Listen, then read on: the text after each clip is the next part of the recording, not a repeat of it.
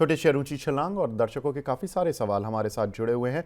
मनीष शाह साहब का सवाल है, सर ये फ्रेश एंट्री कर सकते हैं क्या विमता लैब, स्टील कास्ट और केपीआई एनर्जी में? विमटा लैब, स्टील कास्ट, तीसरा कौन सा स्टील था एक्स, सर? हाँ स्टील कास्ट और केपीआई एनर्जी, केपी ये energy. Steel cast, KPL. KPL अगर इन्वेस्टर हैं 2-3 साल के लिए तो बिल्कुल एंटर कर सकते हैं। ट्रेडिंग के लिहाज से इसने एक पैटर्न फेल किया है 435 पे, तो लॉन्ग लिक्विडेशन में 386 रुपए तक आ सकता है। अगर इन्वेस्टर हैं 2-3 साल का तो बिल्कुल एंटर कर सकते हैं, स्टॉक ठीक लग रहा है। स्टील एक्स पे, स्टील कास्ट पे कोई भी मोमेंटम नहीं है मंथली चार्ट पे। 1 2 3 4 5 छठवां महीना है जहाँ पे साइडवेज मूव है। इसमें एंट्री करनी है मोमेंटम तो 235 के ऊपर कीजिए। हाँ, 235 निकलने का वेट कीजिए, उसके बाद ही कीजिएगा, अभी तो फिलहाल नहीं लग रहा है। और विमटा लैब अगेन अगर इन्वेस्टर हैं तो 587 इज अ गुड जोन जहाँ पे आप लॉन्ग करके छोड़ सकते हैं। ठीक है, तो तीनों काउंटर्स पर सर आपको राय दिलवा दी है शाह साहब। अगला सवाल हमें मिला है गगन खिमानी साहब का। ये बोल रहे हैं, Anshul ji please advice for small term for unicable, universal cable. 835 रुपये के इन्होंने लिए हुए हैं। यूनिकेबल, तो यूनिकेबल में मंथली चार्ट पे एक काम कीजिए, इसमें चार्ट जो लगा रहे हैं उसको कर दीजिए आप 6 महीना या 1 साल का चार्ट।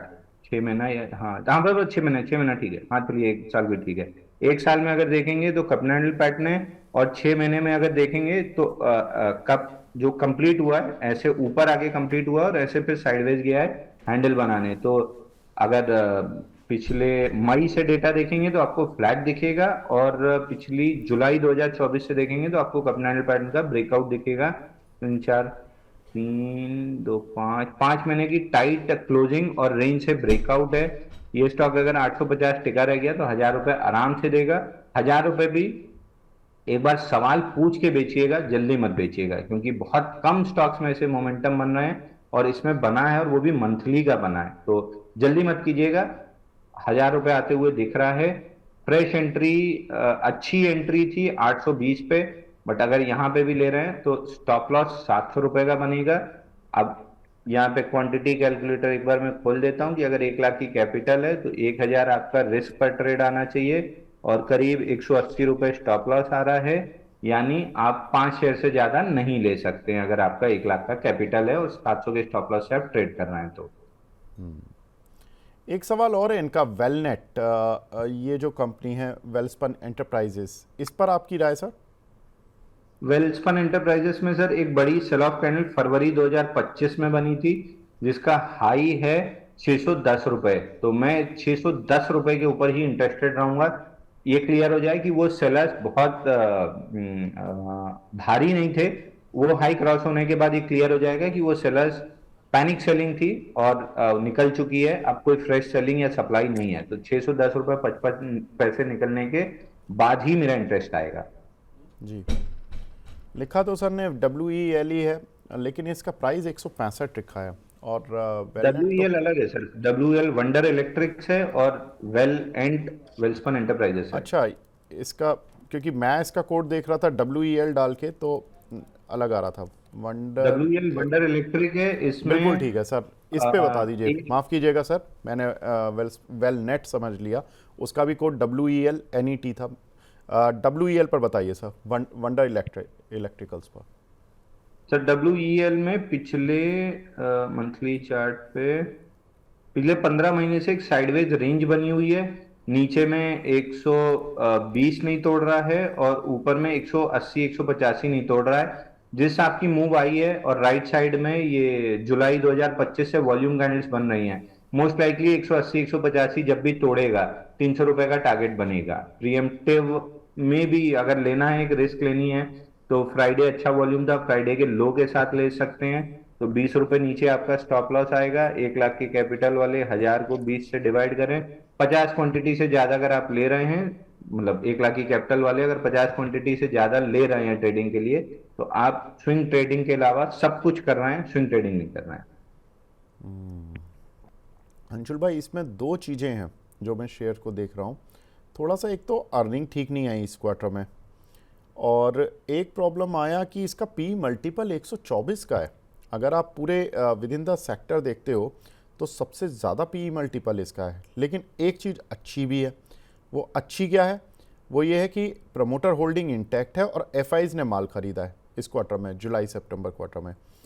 अब ये तीनों डेटा देख के कुछ व्यू मतलब आपका प्रभावित होता है या वही रहेगा चार्ट को देखकर? मैं सर देखिए 20 रुपए का स्टॉप लॉस है मेरे पास, रिस्क कैलकुलेटेड है, 1% जाएगा या फिर 6-7% आ जाएगा। मैं उसको उतना ही सीमित रखूंगा, क्योंकि मैं इतनी फंडामेंटल स्टडी नहीं कर पाता हूँ।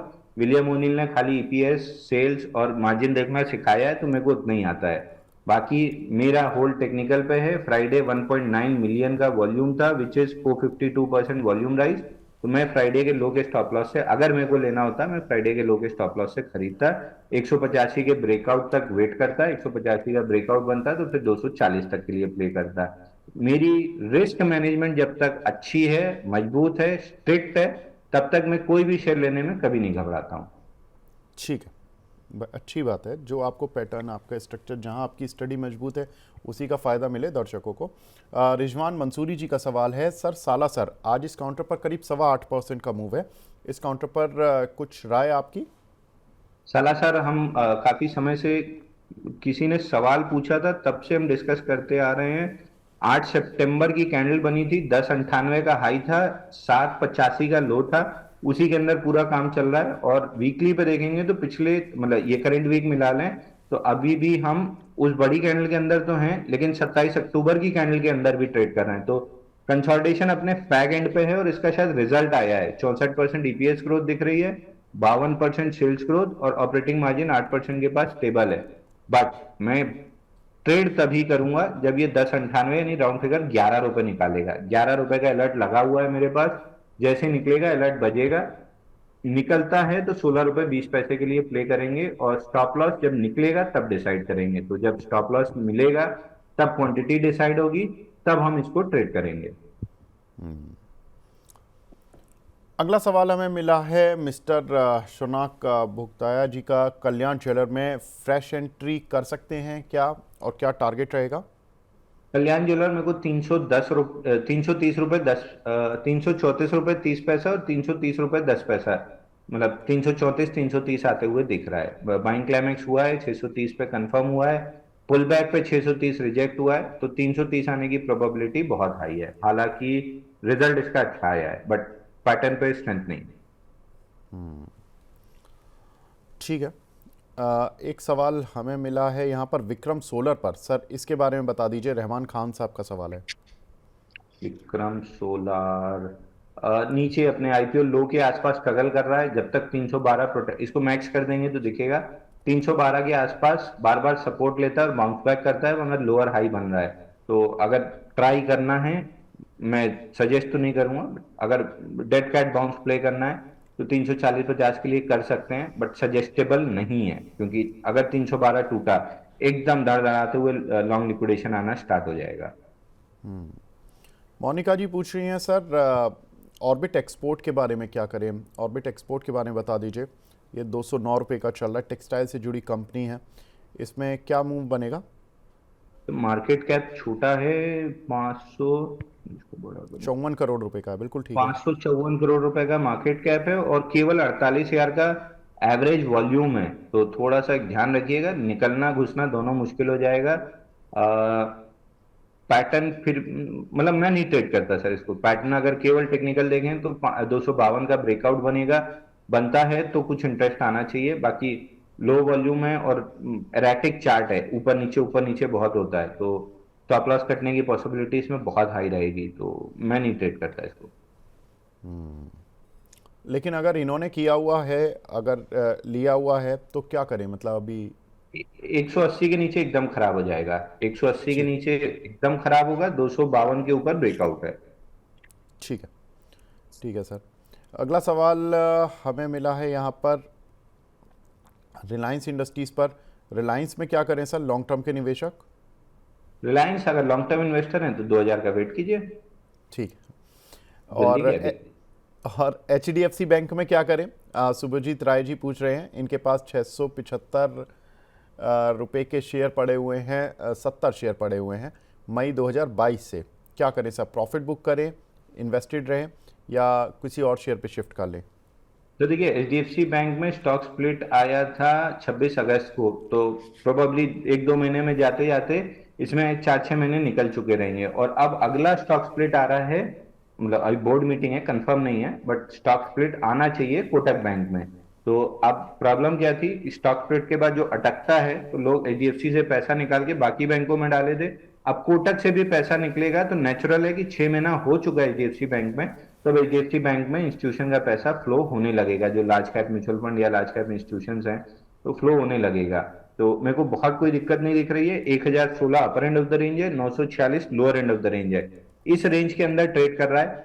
946 मिल जाए तो 15 रुपए के स्टॉप लॉस से बाई कर लीजिएगा, 930 के स्टॉप लॉस से, या 1016 का ब्रेकआउट मिल जाए तो फिर उस समय जो भी पिवट होगा वो स्टॉप लॉस बनेगा। बट दोनों केस में मेरे को तेजी लग रही है, बट यहां नहीं खरीदूंगा 1016 के ब्रेकआउट पे या 946 के सपोर्ट पे। इस जगह रिस्क रिवॉर्ड मैच नहीं करेगी। अंशुल भाई, आपने बड़ा इंटरेस्टिंग चीज़ बताई कि एचडीएफसी बैंक में स्टॉक स्प्लिट हुआ, लगभग 2000 रुपये का शेयर था। अब कोटक में आ रहा है स्टॉक स्प्लिट, तो वो भी 2000 के करीब का शेयर है। अब अगर 2000 के आसपास वाले बैंक पकड़ें तो आईसीआईसीआई बैंक और एक्सिस बैंक, ये अभी तो 1200-1300 रुपये की रेंज में है, लेकिन क्या ये 2000 तक जाएंगे? मतलब ऐसी कोई उम्मीद चार्ट पर दिख रही है, या स्टॉक स्प्लिट वगैरह या कोई कॉर्पोरेट बेनिफिट कंपनी देना चाहेगी अपने शेयर होल्डर्स को? कुछ लग रहा है चार्ट पर कि कुछ यहाँ पर अनयूजुअल हो रहा हो? तो देखिए, एचडीएफसी बैंक जब से स्प्लिट हुआ था हमने ये डिस्कस भी किया था कि अब 4-6 महीने साइडवेज चला जाएगा उस लिक्विडिटी को एब्जॉर्ब करने के लिए, और आपकी फेवरेट पिक इस समय होनी चाहिए। मतलब जुलाई में हमने डिस्कस किया था कि इस समय आपकी फेवरेट पिक होनी चाहिए एक्सिस बैंक। तब 1082 रुपए का ब्रेकआउट एक्सिस बैंक दे रहा था, अब जाके 1237 का टारगेट इसने कंप्लीट किया है। टारगेट कंप्लीट करने के बाद राइट साइड में हैंडल डेवलप हो रहा है। आप एक्सिस बैंक का चार्ट लगा के अगर 1 ईयर कर देंगे तो आपको clear cup and handle pattern axis bank में दिखेगा। तो इस समय मेरा फेवरेट अगर कोई बैंक है प्राइवेट सेक्टर में तो मैं बैंक निफ्टी प्ले करना पसंद करूंगा, क्योंकि उस समय भी मैं कह रहा था इंडिविजुअल पिक्स अगर लेना है तो एक्सिस बैंक के अलावा कोई नहीं दिख रही है। फिर सरकारी में कैन बैंक दिख रही है। तो एक्सिस बैंक में ये कप एंड हैंडल पैटर्न, ये राइट साइड जुलाई से अगर आप देखेंगे तो ये नीचे गया सितंबर तक कप और वापस ऊपर आया, अक्टूबर में कप कंप्लीट किया। ये नवंबर वाला हल्का सा जो डाउन मूव आपको हैंडल की तरह दिख रहा है, अब अगर ब्रेकआउट लेता है तो 16-1650 रुपए तक जा सकता है। और फिर ऐसे बैंक जब एक्सटेंड करते हैं उस पर भी, जब एचडीएफसी बैंक कंसोलिडेशन में, कोटक बैंक जस्ट स्प्लिट करके कंसोलिडेशन में 6-8 महीने के लिए जाएगा, तो इंस्टीट्यूशन 6 महीने पैसा उसमें खाली तो रखेंगे नहीं, तो मोस्ट लाइकली वो शिफ्ट होके एचडीएफसी का आईसीआईसीआई में आया था, अब कोटक का आईसीआईसीआई में आना चाहिए, तो 1600 रुपए आराम से आ जाएगा। ठीक है।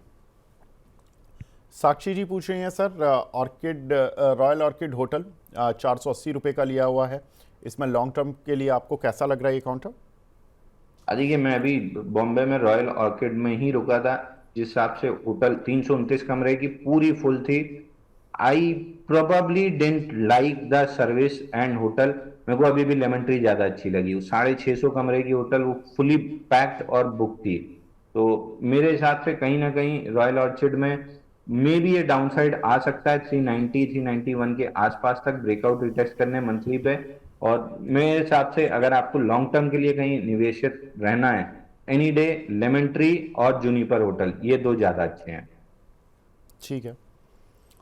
तो देखिए, स्टॉक मार्केट के एनालिस्ट वगैरह का यही रहता है कि वो जहाँ जाते हैं और अगर वो कंपनी लिस्टेड निकल जाए तो उसमें ज़रूर दिमाग लगाते हैं एक बार तो, और अंशुल जी ने भी वही किया और देखिए वहाँ से निकाल लाए कि क्यों नहीं शेयर रखना चाहिए लॉन्ग टर्म के लिए।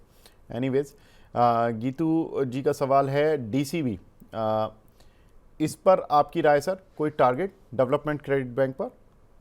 तो डीसीबी बैंक में ब्रेकआउट हमने सजेस्ट किया था 149 पे। ये अर्निंग्स के बाद जब गैप आया था मंडे 20 अक्टूबर को या ट्यूसडे 21 अक्टूबर के आसपास, हमने ये रिकमेंड किया है विद अ टारगेट ऑफ 199। तो अभी कंफर्टेबली 199 की तरफ चल रहा है। अगर आपको स्टॉप लॉस रिवाइज करना है तो अब रिवाइज करके 162 कर लीजिए, ताकि प्रॉफिट में ही, अगर नीचे आता है तो एटलीस्ट आपको लॉस नहीं होगा, प्रॉफिट में ही सौदा कटेगा। ठीक है। मोटिवेशनल जी हैं, थैंक यू सर आपकी संवेदनाओं के लिए। अगला सवाल हमें मिला है मोहम्मद आरिफ जी का। ये बोल रहे हैं कि सर मार्केट 26,000 के लेवल पर आज आ गया है, अब हम हाई देखेंगे निफ्टी में ये वीक या नहीं देखेंगे, और please suggest on Pace Digitek. इन्होंने 200 शेयर लिए हुए हैं 227 रुपये के। पहले तो sir Nifty all time high आपको दिख रहा है क्या? निफ्टी ऑल टाइम हाई दिख रहा है, लेकिन इनका जो वो टाइम बाउंड बैरियर है एक हफ्ते का, मेरे को नहीं लगता एक हफ्ते में ऑल टाइम हाई आ रहा है। आ जाए बहुत अच्छा है, बट लग नहीं रहा कि आएगा। स्विंग हाई 26,104 वो अगर क्रॉस होता है तो फिर ऑल टाइम हाई की राह पकड़ेगा निफ्टी। तो फिलहाल मेरे को 26,104 ही आते हुए दिख रहा है। तो सर पेस डिजिटेक में सर हमने 222 रुपए में लास्ट वीक में प्रॉफिट बुक करके एग्जिट किया है। नया ट्रेड जब बनेगा तब नए सिरे से वापस बाई करेंगे। ये फिर आईपीओ लो के आसपास 206.50 के बाद सपोर्ट ले रहा है, या तो कोई रिजेक्शन कैंडल या कोई बुलिश कैंडल बने तो बाई करें, या फिर मतलब कोई सेटअप बनाए तो बाई करें। वॉच लिस्ट में जरूर बना हुआ है स्टॉक। ठीक है। अगला सवाल हमें मिला है पीएस सुखपाल जी का। इनका सवाल है सर ग्रो पर, ग्रो को होल्ड करें या सेल अब? तो ग्रुप परफेक्ट आईपीओ स्टॉक है, जो अपन डिस्कस करते हैं बार बार की पॉजिटिव लिस्टिंग मोमेंटम के साथ हो तो 3 से 5 दिन होल्ड करके पूरा जूस निकाल के बेच देना चाहिए। तो अगर आपके पास ग्रो अभी तक रखा है, आइडियली 152 का स्टॉप लॉस बनता है या 149 का बनता है। तो 152 या 149 जहां भी आप ज्यादा कंफर्टेबल हो। मैं 149 के पे ज्यादा कंफर्टेबल होता, 152 पे कम कंफर्टेबल होता, क्योंकि गैप फिलिंग भी 149 तक हो सकती है। 149 के नीचे क्लोज करे तो एग्जिट कर लीजिए, नहीं तो जब तक मोमेंटम है तब तक ट्रेलिंग स्टॉप लॉस के साथ मोमेंटम को प्ले कीजिए। जी। अनूप जी पूछ रहे हैं कि सेजिलिटी में क्या करें सर? फिजिलिटी में एक बार टारगेट कंप्लीट हो चुके हैं, जो हमने डिस्कस भी किया था 30 अक्टूबर को। रिजल्ट की वजह से गैप अप आया है और ऑल टाइम हाई का टारगेट कंप्लीट कर चुका है। उसके बाद से पुल बैक ने 48.69 पे सपोर्ट लिया था फ्राइडे। 1.1 बिलियन शेयर का वॉल्यूम था, 2382% वॉल्यूम राइज। तो प्रोबेबली जब इतनी बड़ी कैंडल आती है तो हाई लाइकली होता है कि ये नया हाई बनाने जाए, और पिछला हाई था 57.83, उसके ऊपर 60 से 64 रुपए तक का टारगेट बन सकता है। वीकली चार्ट पे ऐसा लग रहा है कि कप हैंडल कंप्लीट हो रहा है। हर केस में, इन ऑल सेड केसेस, आपका stop loss 47 rupees closing basis होना चाहिए। तो अगर ट्रेड कर रहे हैं प्रीएम्प्टिव यहां से ले लीजिए, ब्रेकआउट प्ले करना है 56, 50, 57 के ऊपर बनेगा। दोनों केस में स्टॉप लॉस आपका फ्राइडे का लो 47.66 आता है, आप 46.5 राउंड फिगर पकड़ लीजिए। क्वांटिटी कैलकुलेटर अब तक तो लोगों को समझ में आ ही गया होगा, तो इसमें स्किप कर देते हैं। श्रवण सिंह जी का सवाल है इंडिया ग्लाइकोल, बर्जर पेंट, इन दोनों पर शॉर्ट टर्म व्यू क्या रहेगा सर आपका? इंडिया ग्लाइकोल और बर्जर पेंट, अब क्रूड में लास्ट वीक गिरावट अच्छी आई थी, तो प्रोबेबली हाँ ट्रैक्शन बना है इन स्टॉक्स में। एशियन पेंट में भी बना है, बर्जर पेंट में भी बना है। प्रोबेबली इसको कर दीजिए आप सर 1 ईयर का चार्ट, तो आपको दिखेगा कि ऑलमोस्ट नहीं बल्कि 5 ईयर का चार्ट कर देंगे तो आपको दिखेगा कि मंथली चार्ट पे 440 नीचे नहीं टूट रहा है और 630 ऊपर में नहीं टूट रहा है। मंथली पे सेटअप बहुत अच्छा है। उसकी बर्जर पेंट की बात कर रहा हूं मैं, बर्जर पेंट मंथली पे बहुत अच्छा सेटअप बना हुआ है। लेकिन ट्रेड अगर 625 के ब्रेकआउट पे करेंगे तो ज्यादा सुखी रहेंगे। इसमें प्रीएम्प्टिव कैंडल वीकली चार्ट पे 2 बार फेल हो चुकी है। तो 625 रुपए 30 पैसे के ब्रेकआउट पे ही प्ले कीजिए, उसके बाद आपको ट्रैक्शन मिलेगा। लेकिन इस सेक्टर में मेरे को हमेशा एशियन पेंट्स पसंद है। सबसे पहले अगर ऑल टाइम हाई किसी में लगेगा तो एशियन पेंट्स में ही लगेगा। ये ट्रेडर के तीनों टारगेट 2732 तक करके 2900 रुपए आ चुका है, तो all time high plus 10% extension जो इन्वेस्टर्स के लिए है, कंफर्टेबली उसकी तरफ चल रहा है। तो पेंट स्पेस में मेरे को एशियन पेंट ही पसंद है। चार्ट पे भी सबसे ज्यादा स्ट्रेंथ उसी में है। इंडिया ग्लाइकोल में मंथली चार्ट पे बड़ा ब्रेकआउट बना है, जिसका आराम से आपको टारगेट मिल सकता है 1300 रुपए। केवल और केवल एक काम करना है, 930 रुपए के स्टॉप लॉस से होल्ड करना है। ठीक है।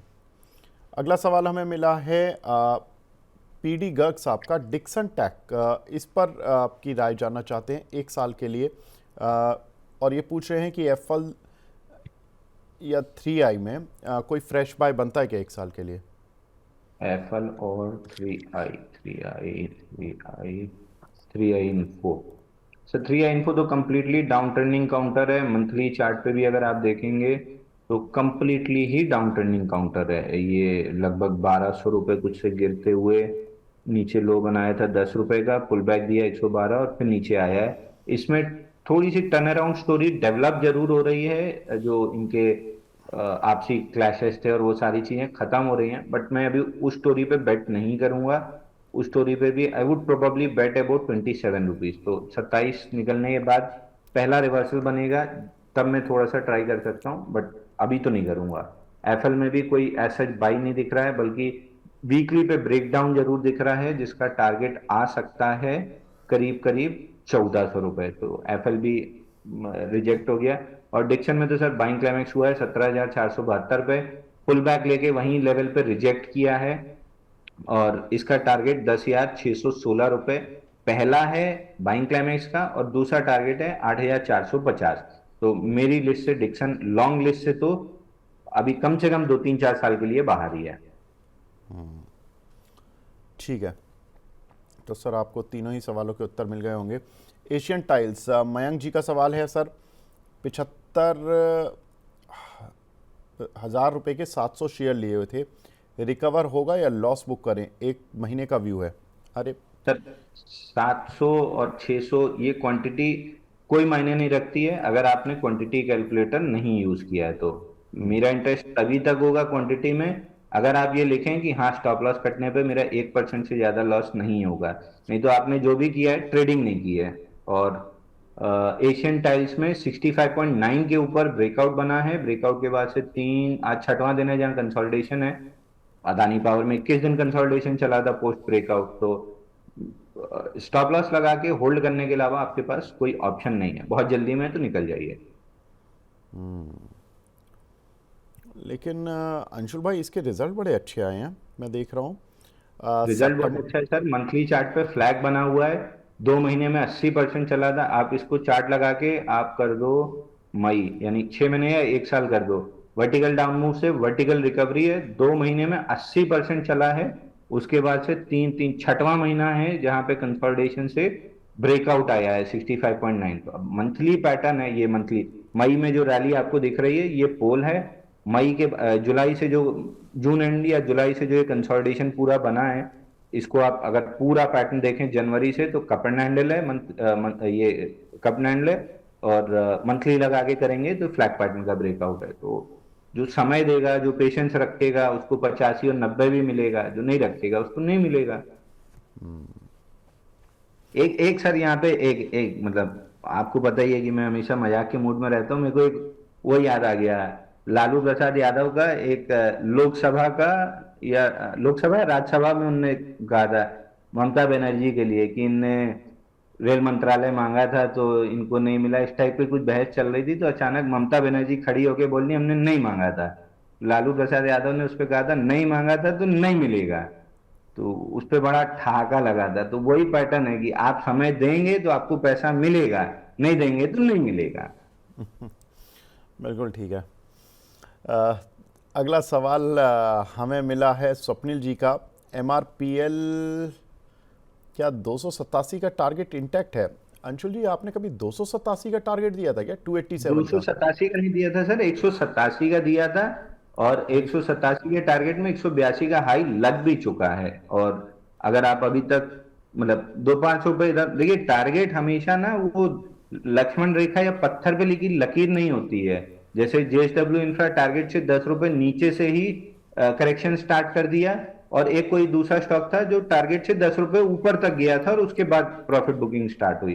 तो टारगेट पत्थर पे लिखी लकीर नहीं, अप्रोक्सीमेट लेवल होता है, उसके आसपास निकलना सीखिए। अगर नहीं निकले हैं तो अब आपका स्टॉप लॉस 165 है और 187 आई एम श्योर 90% श्योर कि ये जाएगा, बल्कि क्रॉस भी कर सकता है। बट 187 पे एक बार प्रॉफिट बुकिंग जरूर कर लीजिएगा।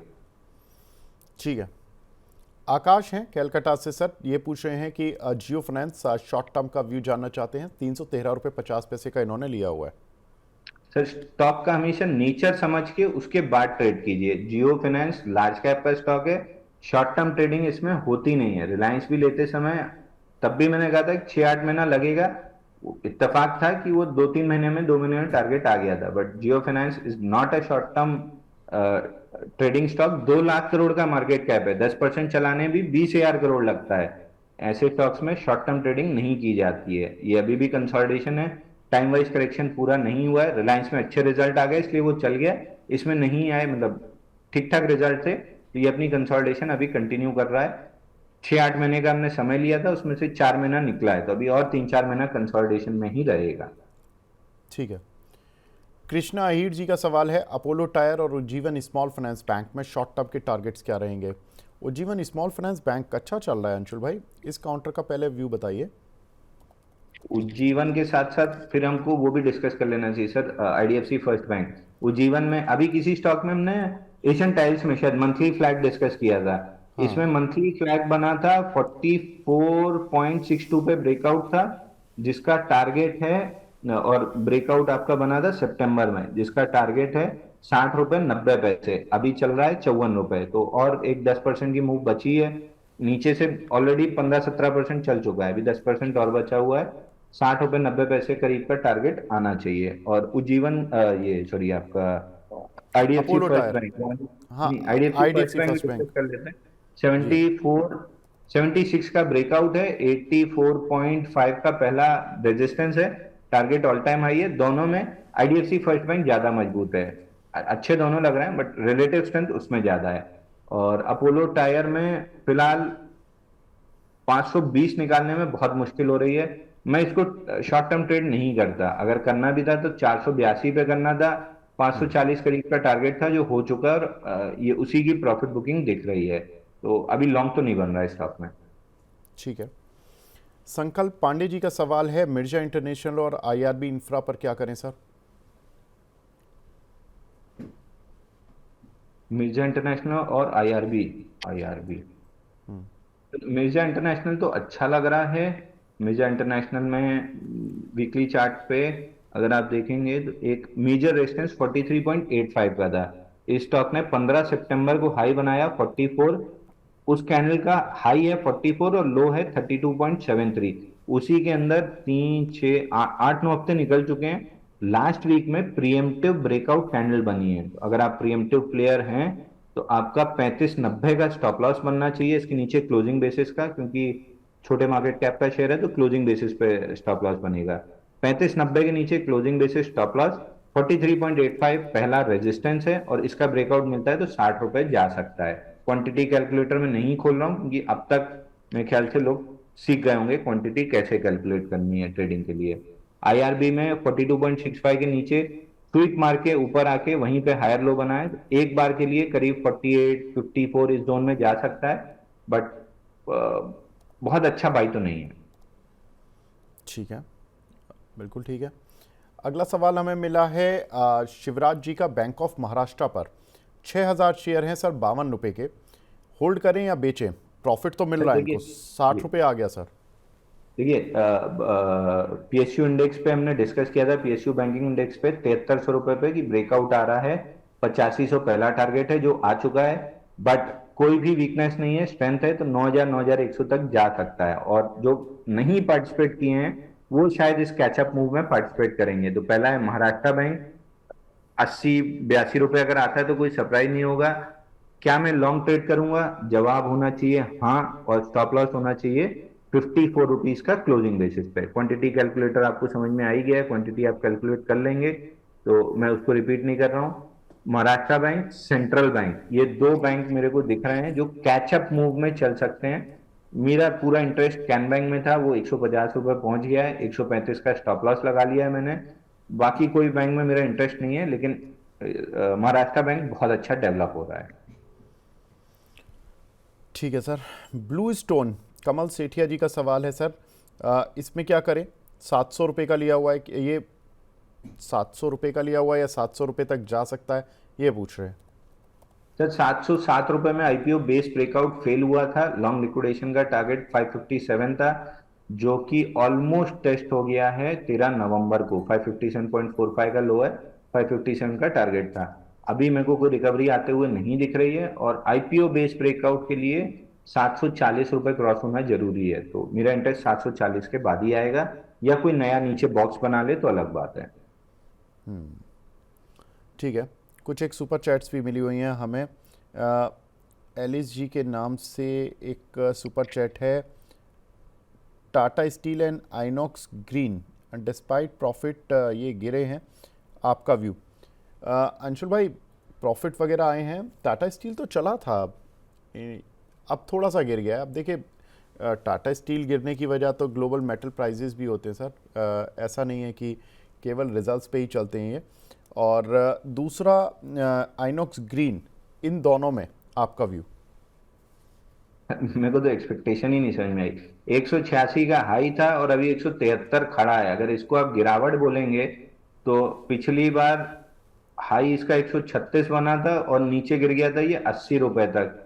यानी ऑल टाइम हाई लगाया था वहां से स्टॉक ने 43% की डाउन मूव दी थी। उसके बाद मंथली चार्ट पे पूरा कंसोलिडेशन किया था अगस्त 2021 से नवंबर 2023 तक, यानी 2.25 साल की कंसोलिडेशन से फिर ब्रेकआउट दिया था, जहां पे हमने 128 रुपए पे सजेस्ट किया था और 186 रुपए आया था, 176 रुपए आया था। उसके बाद से वापस 17-18 महीने की कंसोलिडेशन है। तो एक्सपेक्टेशन ही मेरे को नहीं समझ में आई। लार्ज कैप स्टॉक तो ऑल टाइम हाई से 30% नीचे लेना चाहिए ना, तो ऑल टाइम हाई से तो अभी 5% भी नहीं गिरा है। तो अगर आप बायर हैं तो धीरे धीरे एक्यूमुलेट करते चलिए, धीरे धीरे 224 240 चला जाएगा। बट जिस हिसाब से सवाल पूछा है, ये ट्रेडिंग मानसिकता वाले आदमी हैं और इन्वेस्टिंग वाले स्टॉक में जाके बैठे हैं, तो ये परमानेंट फ्रस्ट्रेशन वाला एक वो खरीद लिया है आपने। तो ये फ्रस्ट्रेशन आपकी रहेगी लंबे समय तक, जब तक नेचर ऑफ स्टॉक नहीं समझेंगे और अपना नेचर नहीं समझेंगे, दोनों अलाइन होंगे तो ही आप कंफर्टेबली पैसा कमाएंगे। हैं ट्रेडर, खरीद रहे हैं इन्वेस्टर वाले स्टॉक। खैर, आइनॉक्स ग्रीन में 224 रुपए तक पुल बैक आ सकता है। पुल बैक बाइंग अपॉर्चुनिटी ही होनी चाहिए ऑन बुलिश एविडेंस। ऊपर में 340 350 तक का टारगेट मिल सकता है। बड़े स्ट्रक्चर का ब्रेकआउट 224 पे आया था, तो pull back towards 224 buying opportunity होनी चाहिए। ठीक है, आइनॉक्स इंडिया 1250 रुपये की बाइंग है, ललित जी की। ये पूछ रहे हैं इसमें रहें या निकल जाएं। 1241 चल रहा है, 1250 की बाइंग है, क्या करें अंशुल भाई? तो वीकली चार्ट पे जस्ट प्रीएम्प्टिव ब्रेकआउट कैंडल बन रही है। 62 हफ्ते का कपनैंडल पैटर्न बना है। प्रीएम्प्टिव ब्रेकआउट कैंडल अभी बनी है। ब्रेकआउट बनेगा 1260 के ऊपर क्लोजिंग बेसिस पे, तब टारगेट खुलेगा 1500 रुपए। तो आई डोंट नो आप निकलने की क्यों सोच रहे हैं। प्रीएम्प्टिव ब्रेकआउट का स्टॉप लॉस 1160 रुपए है। 1160 के स्टॉप लॉस से यहाँ तो प्रीएम्प्टिव बाई बन रहा है। क्वांटिटी कैलकुलेटर आपको पता ही है 1% का कैसे निकालना है। क्वांटिटी तो आप कैलकुलेट कर ही लेंगे, ये तो मैं मान के ही चल रहा हूँ। ठीक है सर। अगला सवाल हमें मिला है मोहित जी का। ये पूछ रहे हैं आईडीबीआई बैंक पर आपका व्यू। आईडीबीआई बैंक में ट्रायंगल पैटर्न का ब्रेकआउट था, लेकिन हॉरिजॉन्टल रेजिस्टेंस ज्यादा बड़ा रेजिस्टेंस होता है। तो ट्रायंगल अपना 95 का ब्रेकआउट लेके 103 के हॉरिजॉन्टल रेजिस्टेंस पे अटका है। 103 105 क्रॉस होते से 140 करीब का टारगेट मिल सकता है। बट अगर किसी दिन न्यूज ऑफ मार्केट में आई कि एलआईसी बेच रहा है और उन्होंने नीचे की प्राइस अगर दे दी करंट मार्केट प्राइस से, तो आपको गैप डाउन ओपनिंग भी मिल सकती है। अगर वो रिस्क ले सकते हो तो बाय कीजिए, अगर वो रिस्क नहीं ले सकते हैं तो छोड़ दीजिए इस काउंटर को। ठीक है, रीना परमार जी पूछ रही हैं जीएसएफसी, इसके बारे में बताएं सर कि इस पे क्या करें। और दूसरा जेके सीमेंट पर 191 रुपए का सपोर्ट स्वीप करके वापस ऊपर आके सपोर्ट ले रहा है। तो 216 रुपए जो इसका प्रीवियस ब्रेकआउट पॉइंट है वहां तक जा सकता है। हाँ, 212-16 ये प्रीवियस ब्रेकआउट पॉइंट है, वहां तक जा सकता है। तो वहां पे दोबारा सवाल पूछ लीजिएगा। फिलहाल वहां तक तो आते हुए दिख रहा है। ठीक है, हिंदुस्तान जिंक, इन्होंने सम्राट बिस्वास जी ने 485 रुपये के लिए हुए हैं सर, इस पर गाइड करें। हिंद जिंक, हिंद कॉपर बड़ी मरी मरी मूव आती है तो मेरे को पसंद नहीं है। 510 रुपए निकला तो मेरा थोड़ा बहुत इंटरेस्ट आएगा, बाकी और अच्छे अच्छे स्टॉक्स हैं ट्रेड करने के लिए। ठीक है, अगला सवाल हमें मिला है स्वप्निल मानी जी का, बीएससी 2815 रुपये पर कुछ शेयर लिए हुए हैं, क्या करना चाहिए इस पर? सर बीएससी 2385 के ऊपर ब्रेकआउट आया था, 2385 का ही रीटेस्ट और स्वीप 31 अक्टूबर को बना था, जिसका टारगेट 2738 था, जो कंप्लीट हुआ है और उसके बाद से कंसोलिडेशन है। अब अगर 2700 नहीं तोड़ता है तो ऑल टाइम हाई निकाल देगा। 2700 का मैंडेटरी स्टॉप लॉस लगा लीजिएगा। ठीक है। शुभम मेहरोत्रा जी का सवाल है, आइनॉक्स विंड 165 रुपए के लिए हुए हैं, 25,000 शेयर, अभी क्या करें? सर क्वांटिटी आप अगर रैंडमली लिए हैं तो आप ट्रेडिंग नहीं कर रहे हैं, इन्वेस्टिंग नहीं कर रहे हैं, आप सट्टा कर रहे हैं। अगर कैलकुलेटेड क्वांटिटी है, 4% इन्वेस्टमेंट की रिस्क, 1% ट्रेडिंग की रिस्क, ये मैक्सिमम एंड पे है, तब तो 25,000 क्वांटिटी आपकी ठीक होनी चाहिए। बाकी स्टॉक पे स्टॉक एक्सरे भी हमने किया था, 135 के आसपास मेजर सपोर्ट है, मल्टीपल बॉटम है, ऊपर में 152 का पहला टारगेट कंप्लीट किया है। अब 152 के ऊपर टिकता है तो 177 और 210 भी जा सकता है। 152 के नीचे मेरा इंटरेस्ट कम है, उसके ऊपर क्लोजिंग पे मेरा इंटरेस्ट ज्यादा आएगा। ठीक है। तनिष्क जी का सवाल है, 1 से 2 साल के लिए सर यहाँ से E2E नेटवर्क बाय कर सकते हैं या एवरेज कर सकते हैं? मुझे लगता है इन्होंने बाय तो किया ही हुआ है, एवरेज तभी करने के लिए पूछ रहे हैं, लेकिन फर्दर बाय कर सकते हैं क्या जी? E2E नेटवर्क 2300 रुपए के आसपास आप ऑन दी एवरेज, 2380 के आसपास ऑन द डिप्स एवरेज कर सकते हैं। 3 साल समय लगेगा स्टॉक को, जो जीपीयू वाली 10,000 तक इनको पहुंचना है। 3 साल में उसमें धीरे धीरे करके मोमेंटम आना, मतलब धीरे धीरे करके वो बिल्टअप रहेगा और अर्निंग्स फ्लो होना स्टार्ट होंगी। 3 साल से कम अगर आपके पास समय है तो बिल्कुल गलत स्टॉक में है। ठीक है। अगला सवाल हमें मिला है, आरबीएल बैंक पर सर 320 रुपये पर लिया हुआ है योगेश दीक्षित जी ने, इस पर क्या करें? अब देखिए टारगेट के पास, शॉर्ट टर्म टारगेट के पास जाके लेंगे तो पुल बैक का तो आपको वो भोगना ही पड़ेगा। नीचे 286 का मेजर सपोर्ट है, वहां तक आ सकता है। 286 270 ये जोन ऑफ बाइंग होगी ऑन बुलिश एविडेंस। तो फिलहाल 286 270 की जोन आते हुए दिख रही है। ठीक है। ममता सिंह जी हैं, सुपर चैट पर पूछ रही हैं, अदानी ग्रीन और वारी रिन्यूएबल्स करंट लेवल्स पर सर क्या करना चाहिए इन दोनों शेयर्स पर? गाइड कर दीजिए प्लीज़। सर अदानी ग्रीन पे तो कोई सलाह नहीं रहेगी, क्योंकि मेरे पर्सनल पोर्टफोलियो में और 1126 निकलने के बाद मैं पुट राइटिंग स्टार्ट कर दूंगा इस स्टॉक में, और इसलिए मैं कोई सलाह नहीं दे पाऊंगा। वारी एनर्जी में 3445 के ऊपर 3743 का टारगेट कंप्लीट किया है, उसके बाद से पुल बैक है। नया सौदा 3743 के ब्रेकआउट पे बनेगा या कोई नया पिवट बनेगा तब बनेगा। ठीक है। अगला शेयर है कला मंदिर, 214 के रेट के लिए हुए हैं इन्होंने, एसके टेक्निकल के नाम से एक आईडी बना हुआ है, इस पर क्या करें सर? कला मंदिर में 165 दिन के कपना हैंडल पैटर्न का ब्रेकआउट 184 पे आया था। फर्स्ट मोमेंटम 223 में टारगेट अचीव हुआ था। पुल बैक पे लोअर वॉल्यूम है, लेकिन अभी कोई बुलिश एविडेंस नहीं बना है, तो जैसे ही कोई बुलिश एविडेंस बनता है ये स्टॉक बाई की लिस्ट में बना हुआ है। ठीक है। एक हमें शेयर मिला है यहाँ पर निक गेमिंग के नाम से, AWIFS ऑफिस स्पेस वैसे बनेगा, लेकिन ये AWIFS है।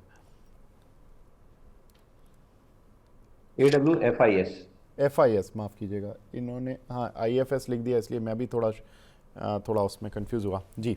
AWFIS 318 का ब्रेकआउट वर्टिकली फेल किया है। मेजर सपोर्ट नीचे में लॉन्ग लिक्विडेशन का टारगेट और मेजर सपोर्ट नीचे में 545 रुपए का है, तो 545 तक आ रहा है। गलती से भी 540 टूटा तो वर्टिकल डाउन मूव खुल जाएगी। ब्रेकआउट फेल हुआ है तो लॉन्ग लिक्विडेशन तो चल ही रही है। ठीक है। भारती देवी जी हैं, बोल रही हैं, big fan of Anshul sir, Tata Motors passenger vehicle में एंट्री कर सकती हैं क्या सर 6 महीने के लिए? टाटा मोटर इतना स्टॉक स्प्लिट और वो हुआ है, मेरे पास बहुत डेटा नहीं है। इसका तो है टाटा मोटर पैसेंजर व्हीकल का 378 के ऊपर अगर क्लोज करता है तो ये ब्रेकडाउन फेल होगा, क्योंकि रेंज बनी थी 444 378, उसके नीचे आज गैप के साथ निकला है। तो 2-4 दिन लगाए या एक आधा हफ्ता समय दीजिए। अगर एक आध हफ्ते में वापस 378.60 ये रिक्लेम हो गया तो रेंज का बॉटम स्वीप हो गया, फिर 444 का टारगेट खुलेगा। तो एक हफ्ते समय दीजिए। 378 380 की जोन अगर पार कर लेता है तो वीक लॉन्ग से एलिमिनेट हो जाएंगे। ठीक है। निधि ऋत्विक जी का सवाल है सर, एनटीपीसी और कैम्प्स, इन दोनों पर आपका व्यू? एनटीपीसी और कैम्प्स एनटीपीसी में तो कोई व्यू नहीं है सर। एनटीपीसी मेरे को याद है बाइंग क्लाइमेक्स जब कंप्लीट हुआ था उसके बाद से मैंने मना कर दिया था कि स्टॉक से आप बाहर हो जाइए। एक तो ये गिरा ऊपर से लगभग 34%, और उसके बाद से साइडवेज रेंज में है 324 371, और अब तो रेंज की अपर एंड भी नहीं टेस्ट हो रही है, बल्कि रेंज समेट के नीचे 346 आ गई है। 6-8 महीना और भी पड़ा रहेगा तो इसी भाव के आसपास आपको मिलता रहेगा, तो कोई इंटरेस्ट नहीं है। कैंप्स में भी सिमिलर पैटर्न है, नीचे गैप फिल करने 3573 तक जा सकता है, और वो टूटा तो और डाउन साइड खुलेगी। इसके कंपैरिजन में बीएससी ज्यादा स्ट्रांग है, अगर करना ही है तो वहां पे कोई पैटर्न बने तो ट्रेड कीजिए। ठीक है। प्रवीण नूनीवाल जी हैं, ये पूछ रहे हैं कि सर आइडिया फोर्ज इन्होंने लास्ट फ्राइडे ही लिया है 365 रुपये के भाव पर, होल्ड या सेल? तो आइडिया फोर्ज में अर्निंग्स की वजह से गैप अप आया है, 555 रुपए जा सकता है, 555 560, वो निकलने के बाद बड़ी तेजी खुलेगी। आज ही इस पे लाइव मिनट पे एक आर्टिकल लिख के दिया है, 565 560 के टारगेट से। इन्होंने आई थिंक 465 रुपये पर लिया है, और एट द रेट इन्होंने उल्टा लिख दिया 465 at the rate 365। At the rate 365 जो होता है ना, वो प्राइस होता है। एट द रेट जो आप उसके आगे लिखते हैं वो प्राइस होता है, तो देख लीजिएगा अगली बार सर। अगला सवाल हमें मिला है राणा जी का, काफ़ी दिनों बाद आए हैं राणा जी। HDFC लाइफ 740 रुपये के लिए हुए हैं, 1.5 साल का व्यू है, जानना चाहते हैं क्या करें सर? 1.5 साल का व्यू है तो 1200 रुपये, 1100-1200 रुपये मिल जाना चाहिए। 1000 तो कहीं नहीं जा रहा, 1200 रुपये भी मिल जाए तो बहुत अच्छा है। स्टॉप लॉस बस ले लीजिए, क्योंकि पैटर्न फेल होगा 700 रुपये, 690 या 700 के नीचे, तो 690 का स्टॉप लॉस जरूर ले लीजिए। क्वांटिटी एम और आपने 4% लगा के कैलकुलेट की ही होगी। एक हमारे दर्शक हैं एलॉन मस्क, मस्क नहीं मस्त, और उनका सवाल है अरमान फाइनेंशियल पर 1 महीने का व्यू जानना चाहते हैं। अरमान फाइनेंशियल, अरमान फाइनेंशियल इस 2000 करोड़ का मार्केट कैप है। वॉल्यूम ठीक ठाक है सर इसमें, 1810 के ऊपर ब्रेकआउट बनेगा। फ्राइडे प्रीएम्प्टिव कैंडल बनी है, 727% वॉल्यूम राइज से 1810 1824 के ऊपर ब्रेकआउट बनेगा, तब ये 2250 जा सकता है। ठीक है। एक हमारे दर्शक हैं सुशील जी, ये पूछ रहे हैं सर SEPC में मंथली पर कोई कप एंड हैंडल बन रहा है क्या? 2018 से ये चार्ट पूछ रहे हैं कि 2018 से एक बार देख लीजिए सर।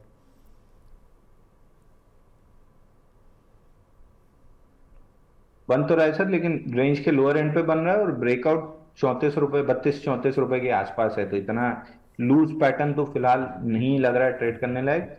हालांकि मेजर सपोर्ट इसका 11-20 के आसपास है, उसके आसपास फ्लर्ट कर रहा है। अगर ये स्वीप करते हुए 11-20 निकालता है तो फिर एक 14 14.5 तक के लिए स्कैल्प ट्रेड जरूर बनेगा।